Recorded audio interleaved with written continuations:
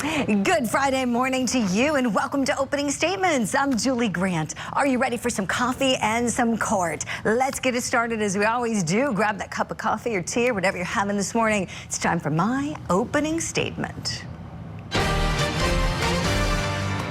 Launch her. I think the judge should launch the au pair today at her sentencing. Defendant Juliana Magalhaes admittedly helped plan and carry out the murders of two people, Christine Banfield and Joseph Ryan. Then she struck up a deal for manslaughter and a recommendation from the prosecutor's office for time served in exchange for her trial testimony against Loverboy Taxman. Time served means that she gets credit for the time she's already spent in the jail, and then she is back in the streets. To me, that's not nearly enough time for what she did. Two people are dead. That little girl that the au pair was supposed to be caring for is now without her mom. This was a dastardly plot, and the consequences are heartbreaking. The judge doesn't have to accept the prosecution's recommendation. The judge can impose a sentence of up to 10 years in prison for Juliana Magalhaes, and I think she should.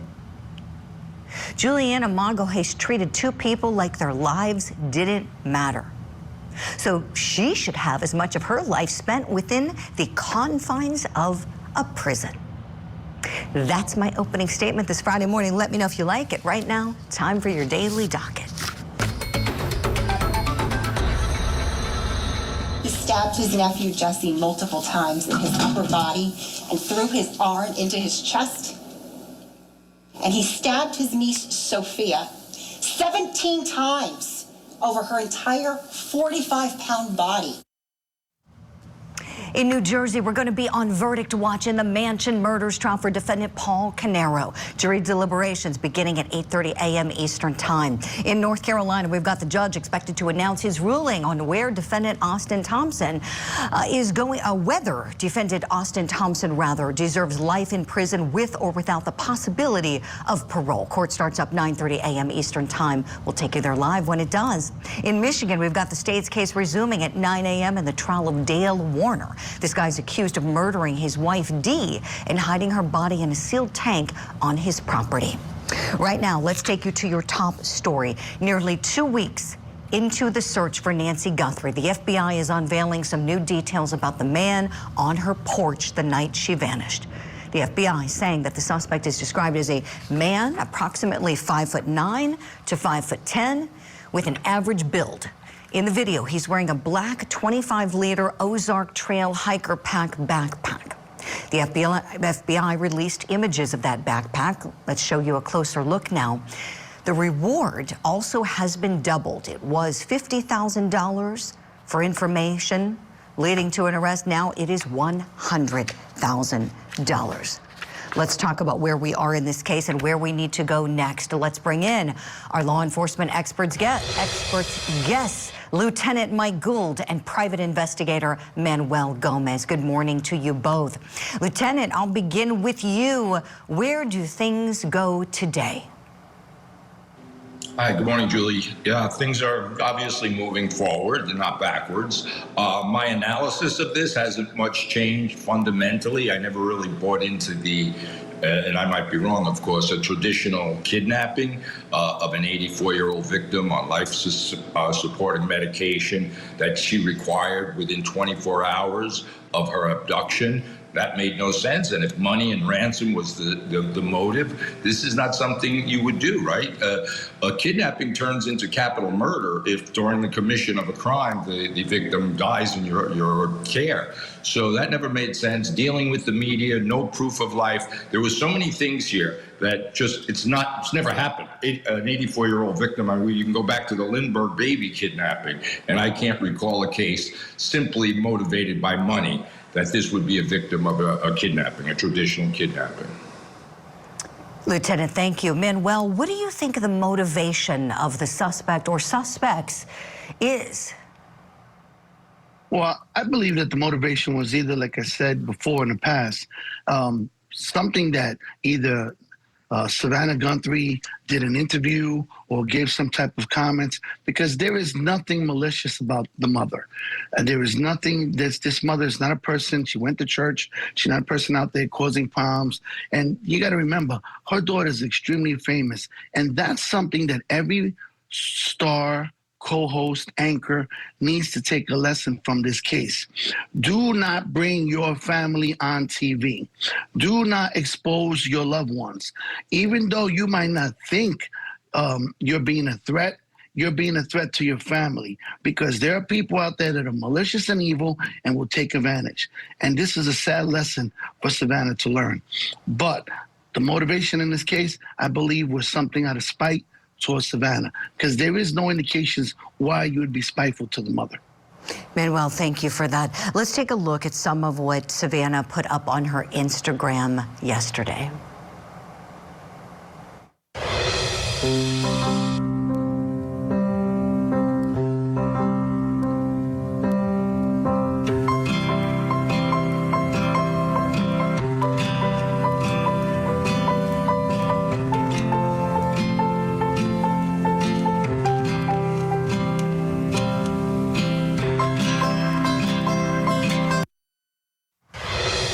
Savannah posting a beautiful tribute to her mom there. This family must be in so much pain. Lieutenant, if you had an opportunity to speak to the Guthrie family, what would you say to them right now? Yeah, well, Julie, our prayers are with them, of course, but, pragmatically, we're 13 days into this, and, I pray for the best, but prepare for the worst scenario.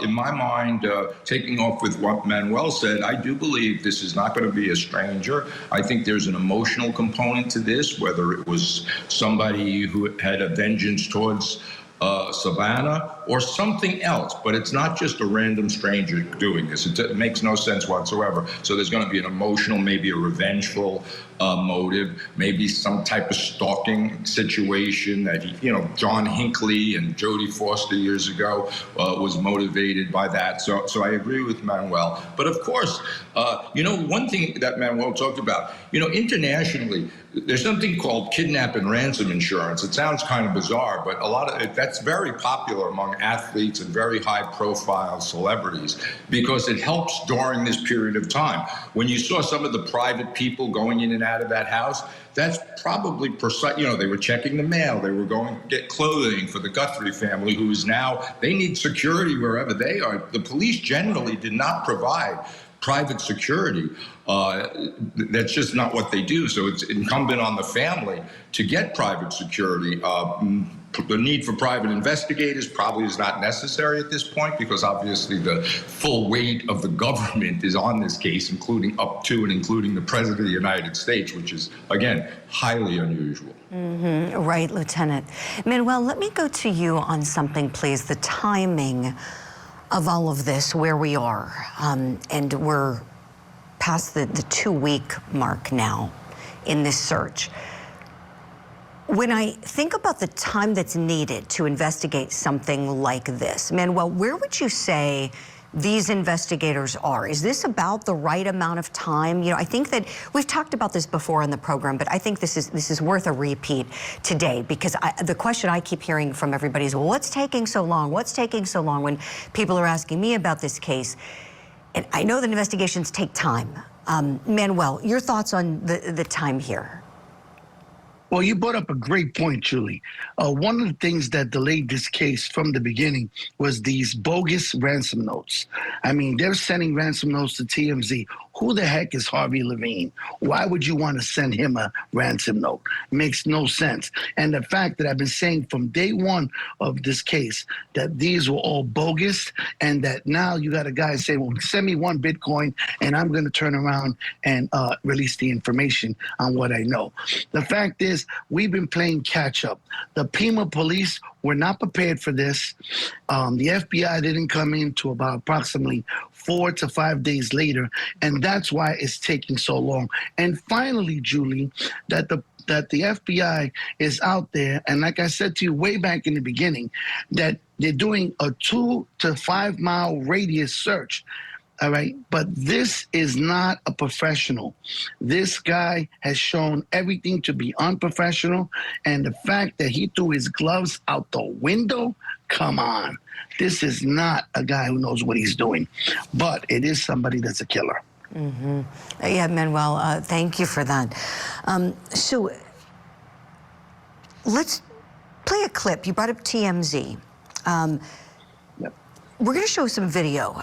This is a clip from TMZ, and this has to do with the emailing, the request for Bitcoin. Let's take a look at some of this, please.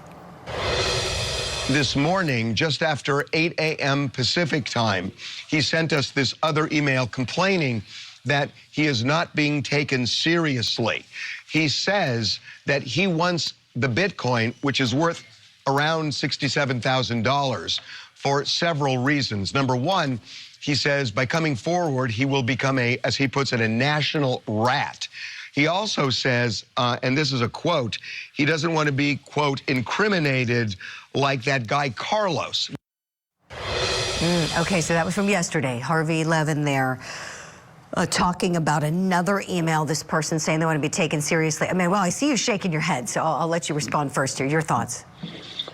Well, I mean, this just shows the guy's a scammer. I mean, this has the earmarks of the William Brock case. In that case, you had the scammer calling up to scam this old man out of $12,000, and this scammer is trying to scam this family out of $60,000. But it's not just $60,000. I believe it is the same scammer that was trying to get $6 million. It is the same person. We cannot pay attention to Harvey Levine and TMZ. We need to focus on grassroots murder investigation, being out there, sweeping the areas, bringing the body dogs, and getting out there and doing what detectives do. That's what we need to waste our time on. Yeah, bringing in the dogs. I know Lieutenant Gould agrees with that, K9 expert. Lieutenant, do you agree that these requests for ransom by way of Bitcoin being sent to media are bogus? Yeah, I do. And I also do, agree. You know, when Harvey came out with these letters, he described, or the ransom notes, or whatever we call them, he described them as being extremely sophisticated, well-written, articulated. He even said if a college professor had to edit it, they'd say that they'd get an A+. What I think is going to find out is that AI is actually has influenced some of this the development of these ransom cases, but it's absolutely absurd that somebody without a proof of life is going to pay ransom to somebody that is dealing with the media, not the family. These things are usually very personal. They don't want the media or law enforcement involved in a traditional kidnapping. They want to deal directly with the family and coerce them into giving money. So it's, again, all of this is related to the kidnapping is a distraction, as Manuel said, I believe. And as far as the investigation goes, I think it is moving properly and in the right direction. But for the ransom notes, again, and it's not the FBI's fault. They got to track that, and very frankly, it might be good for them to be distracted by that. The media and everybody else is distracted by that, while they can do their job of actually solving the crime. So it can work both ways in these instances. Right, sure can. Great points from you both. We want more. Manuel, Mike, stay tuned. Friends at home, don't go anywhere. When we come back, we're talking about this sketch. So a famous forensic sketch artist put this together. It's not an official sketch from the FBI, but maybe it could help. It's trending this morning. That's coming up. And the sentencing for the au pair just a couple hours away. How much time should she get? It's cranking her. I heard, like, I don't know what was that. And Brendan said, he just dropped the knife, because he had a knife. And then he said, drop the gun to Brendan. They were yelling. I couldn't understand what to protest. A deadly school shooting. I just started hearing gunshots. Now, the father of the alleged shooter is on trial. Mr. Gray knowingly allowing his son to possess a weapon. The Gave My Son a Gun murder trial today on CourtTV.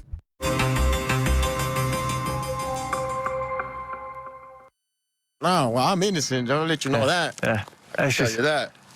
I didn't do anything. Like I said, I didn't even know what was going on until FBI and the Pima County detective arrived, and they told me, well, you're being detained for kidnapping, and all of a sudden they read me my Miranda rights. Now you're being under arrest. I'm like, what the fuck is going on? And now free to go. Yeah, now I'm free to go. Oh, man. What a night, huh? Bro, tell me about it. The whereabouts of Nancy Guthrie and the person or persons behind her disappearance remain unknown. But a renowned forensic artist is looking to change that with her latest sketch. Artist Lois Gibson stepped out of retirement and released this unofficial sketch of the suspect on Facebook. This as investigators continue focusing on the surveillance images that were taken from Nancy Guthrie's home. In that same post, Gibson said, quote, I guessed at the parts of the face covered with a ski mask on this Nancy Guthrie kidnapping suspect. And she goes on to say, quote, only thing somewhat sure are eyes and part of lips, mustache. Again, this sketch isn't viewed as an official image of the suspect. Gibson made the drawing to try to aid in the investigation, but she was not asked to do so. So how key could this unofficial sketch be? Let's talk it. Let's bring back in our law enforcement investigation experts, Manuel Gomez and Mike Gould. Manuel, I'll start with you here. Your thoughts on the sketch? Well, I think it's a good sketch. I know it's a little bit of a reach, but it gives them a direction, kind of like what I said in the beginning. When you watch the video of that guy moving, he moved like a man in his mid-40s to early 50s, and this sketch portrays that. And second, you do see under the lip the goatee, okay? So, yes, I agree with the sketch, and I'm glad it gives people something to work on. Mm-hmm. Yeah, I appreciate it, Manuel. Lieutenant Gould, your thoughts on the sketch? Yeah, Julie. So early on in this, I was critical, or I gently critiqued the sheriff's office by providing too much information, ambiguous information. There were certain things that happened, and I hate to do it Monday night quarterbacking, closing the crime scene prematurely. But now, and so I thought it was a good thing that law enforcement was silent. But I think it's important that they come out and start to clear up some of these things. Because what happens is we start chasing shadows. I mean, listen, if that sketch is somehow accurate, it's way beyond my understanding of how somebody could get a sketch based on the images we saw. But maybe that's completely possible. But I'm just always afraid we start chasing shadows. And the more information is out there, then without clarity, we all do, the media, I do, everybody starts trying to make assessments of things, and we very often start going down rabbit holes. So, I mean, look, if it turns out that this was a resemblance down the road, this is all a circumstantial case, barring somebody confessing to this. So all these bits of evidence that you see being recovered, the gloves and all of this stuff, is going to be crucial in the prosecution. So I'm just hopeful that law enforcement is obviously, following proper, which I'm certain they are. The FBI, I have complete confidence in. But, the sketch, is this going to take us all down some, my next door, when I get in the elevator, I'm going to call the FBI because my next door neighbor looks like that. I don't know. I'm a little leery of it personally. Sure. Let's talk about something else. Let's talk about whether you professionals think this was done by one person or by multiple people acting in concert. Manuel, what do you say to that? I believe it was done by possibly two, one waiting in the car and the guy going inside, because one of his relaxed how much time he spent to do this. And then you got to remember, this is not a woman that weighs 100 pounds. Judging by Nancy Guthrie, she was at least 150 to 185. She was a, well, voluptuous woman. And to carry that body, dead weight, come on. She didn't walk to that car, Julie. All right, that backpack was full because he had either duct tape, he had rope, and he had something to drag along with him. So I do believe it was possibly somebody with him. Mm-hmm. Yeah, because you would think, this guy, Nancy Guthrie with her mobility issues, where would she be able to walk? If this clown walked, somebody's got to pick him up somewhere. So to your point, Manuel, that's a great one. When you logically work through it, you would think at least a getaway driver somewhere, because how far could she go? 50 yards was what they said she could potentially do without assistance. That's it. not very far, and we know this is a remote area, the Catalina foothills, where her home is located. Lieutenant, what do you think about the number of people involved? Your thoughts, please. Yeah, Julie. So again, we're in a position now, we have breadcrumbs. We have very little information of really what's going on behind the scenes with the interviews that are taking place. We saw them searching the cesspool, the manhole cover of the cesspool. We've seen a lot of things developing beyond just a pure abduction away from the house. So what I would say, look, it's not unusual for somebody to enlist the help of somebody. How many times have we heard that a contractor or an employee was paid a sum of money to commit a murder or abduct somebody? So I do think there's more than one person involved, maybe not in the physical removal of her, because we don't really know anything about the physical removal of her, where she is. Possibly she could be within 1/4 mile of the scene. That's not unusual when a body or a victim is recovered very close to the scene. So I just think we're grasping at straws at this point, and we continue to until somebody gives us a little bit more information, excludes maybe the son-in-law. Some of the family members have not been excluded from this case at all, and they were the eyewitness. If you think of the son-in-law was the only eyewitness to this. He dropped her off, presumably. So again, whether he was involved nefariously or he has more information to provide. But nobody's been excluded. They said they have a few people of interest, but they're being very closed-lip on this, and this causes us all to go kind of off the rails trying to figure out what the heck's going on here. I know, Lieutenant, exactly. Well, great insights from you both, as always, as we head into the weekend and hopefully some answers and Nancy Guthrie's safe return. Manuel Gomez, Mike Gould, thank you both so much.